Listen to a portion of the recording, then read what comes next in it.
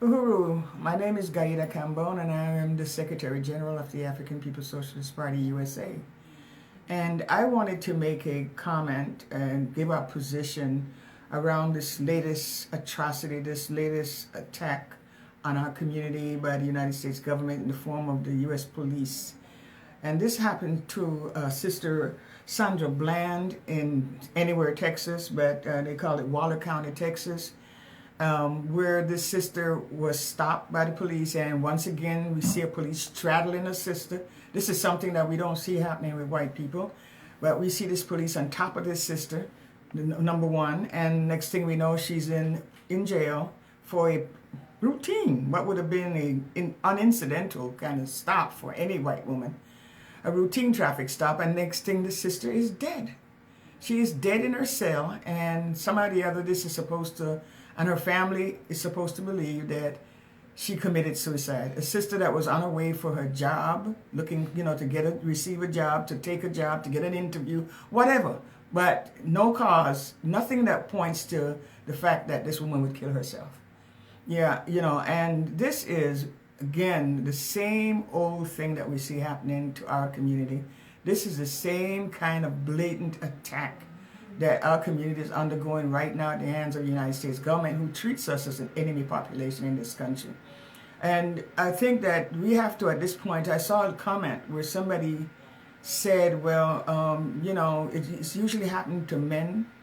And so, people are surprised when it happened to a woman, to a black woman. It happens to black men. We have an equal opportunity enemy. I mean, we got to face it. This enemy is equal opportunity enemy. This is the same enemy that cut African women's stomach and took their babies out of their stomachs at the end of the cotton fields. So I don't see why anybody should be surprised.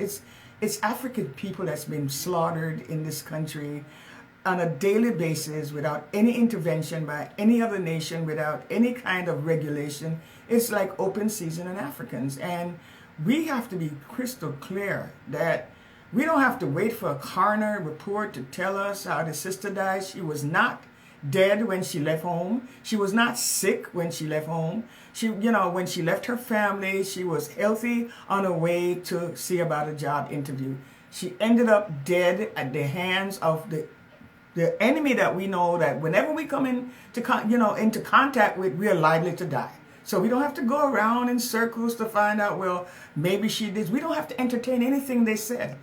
If this sister died from a heart attack in the prison, she died because the United States Police Department, the government, condones the killing of Africans, and the police department kills African people on a daily basis. We got all of the statistics. So we don't have to be entertained and to go around with the discussions that they're having. We know that our sister was not dead when she left her family. We know that she did not die from natural causes. She died at the hands of the police. And that's all we need to understand. She died in a prison, in a jail, and she was put there by a police who we saw straddled her, outside in some attempt to say that he was trying to arrest her, something that everybody else would have, every other white woman would have walked away from, that this sister was, accosted and put under this kind of treatment. And another thing that we know, because we have to say this because we tend to give them a lot of credence. We wait for their reports. We don't have to wait for their reports. We wait for them to sum it up. We have to sum it up for ourselves. We have had too many. Every 17, 18 hours there's an African kill in this country by the police, the white police. A black man and woman is killed in this country every 19, 18 hours. Why do we have to wait to hear them sum it up? We have to begin to sum up for ourselves. And we have to really stop this. And the way we can stop this, we're talking about black community control of the police. We're talking about self-empowerment. We're talking about that if we get power and control in our own hands over our own black life, these people cannot kill us. They cannot do what they're doing to us right now. We would have the power to stop anybody that tries to hurt us. But first, we need the power. We need to stop dilly-dallying and talking around in circles and trying to accommodate whatever, our enemies are telling us. We need to stop it and understand that we and only we, African people, black people, conscious black people, that we have to be at the point where we're saying we are fed up this cannot happen anymore. We cannot lose any more black lives, that we have to take it in our hands and put a stop to this. That's our task, not to be entertained and waiting for whatever verdict and waiting for the dash camera to show us this and waiting for the police camera that they're going to wear and the police review board that's going to tell. None of that. We shouldn't allow these people to take us down those roads. What we have to say is that our sister left well, in good health as far as her family understood, no suicidal tendencies or thought. She met this white man in Texas who is licensed, this outlaw, who's licensed to do what he did, to do what they do, and she's now dead. She's in a jailhouse, in a jail cell, dead. And that's all we understand, and what we need to do is to support this family and to get that community control out in the street.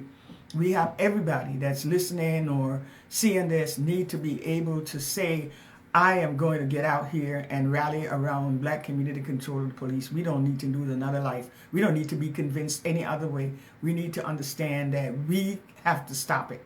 Nobody else is coming to our aid.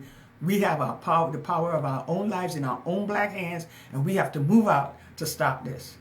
Uhuru.